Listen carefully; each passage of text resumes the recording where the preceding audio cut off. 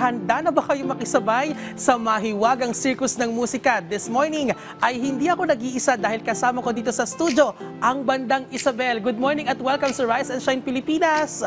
O, pakilala muna kayo sa ating mga ka-RSP.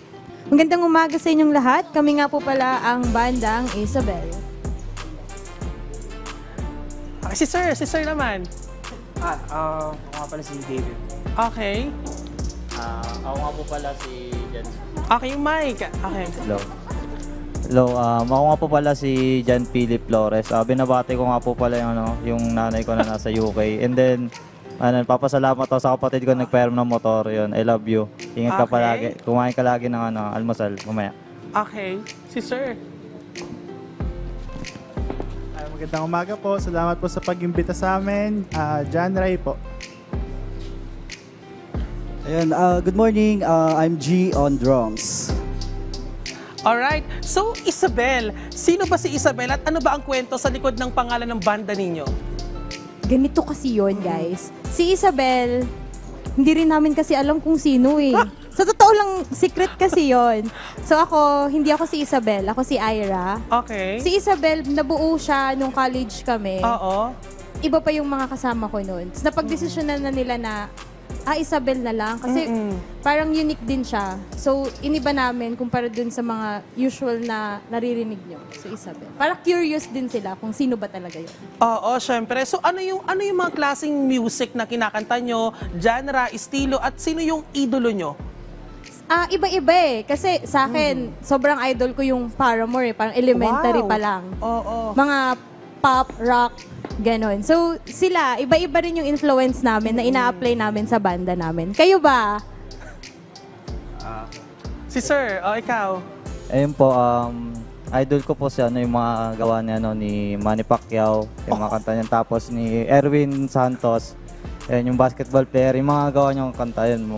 Lalo na yung Bagyo, nakakaano yun. Alright, so balita namin, maglo-launch kayo ng bagong album. Pakikwento sa amin kung anong album ito. Tama. Meron kaming ilalabas na album. First ever album namin to. So, matagal namin siyang pinagplanuhan. Mahigit 3 years. Ang title nito is Para Kanino. Oo. Ginawa namin siyang ganun yung title. Kasi diba usually, pag gumagawa tayo ng kanta, laging sinasabi nung vocalist or itong kantang to para sa mga nasasaktan, para sa mga may pinagdadaanan. So, ginawa namin para kanino, para mas nakaka-relate ang lahat.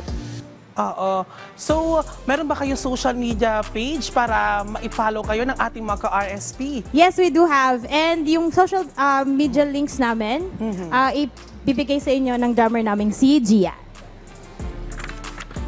Ayan, you can follow us guys to our social media pages at Instagram, Facebook, and YouTube at Bandang Isabel.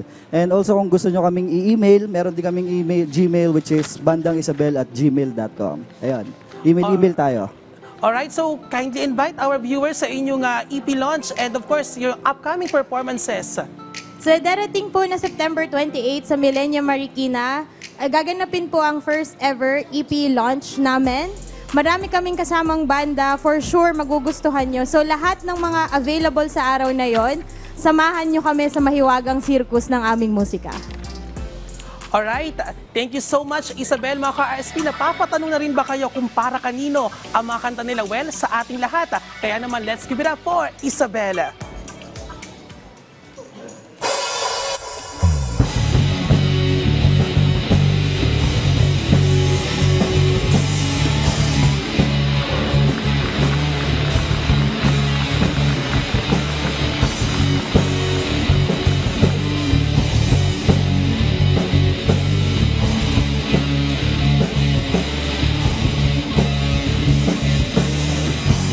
Pag nagtagpo ng mga mata, tila ba isang sakit, wala na akong ibang maisip. Sa tuwing hawak ang iyong mga kamay, di ko na mawawari ang totoo sa panaginip. Di ka ba nalilito? Ako ngayon'y gulong-gulo. Ito ang tanging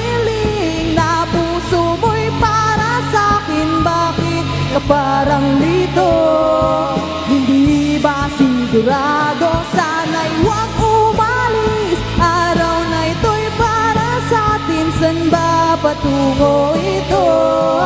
Sa pangakong tayo lamang hanggang dulo.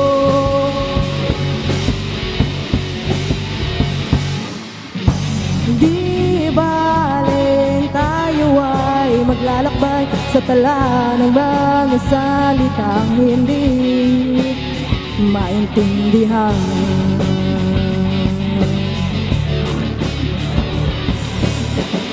Hindi mo ba ito gusto? Ako ngayon'y nalilito. Ito ang tanging hiling na puso mo'y para sa'kin. Bakit ka parang lito? Hindi ba sigurado, sana'y huwag umalis. Araw na ito'y para sa'tin, saan ba patungo ito? Sa pangakong tayo lamang hanggang langit, lupa, impyerno, disyerto. Kahit saan man tayo magtungo, isa-isip mo ang pangakong ikaw at ako.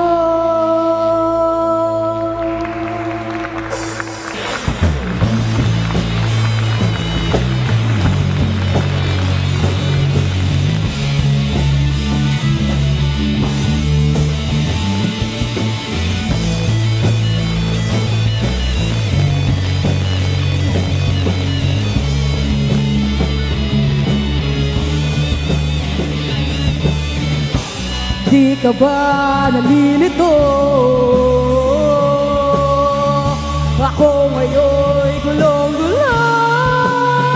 Ito ang tanging hiling na puso mo'y para sa'kin. Bakit ka parang lito? Hindi ba sigurado, sana'y huwag umalis. Araw na ito'y para sa'tin, saan ba patungo ito? Sa pangakong tayo lamang hanggang dulo, hanggang dulo.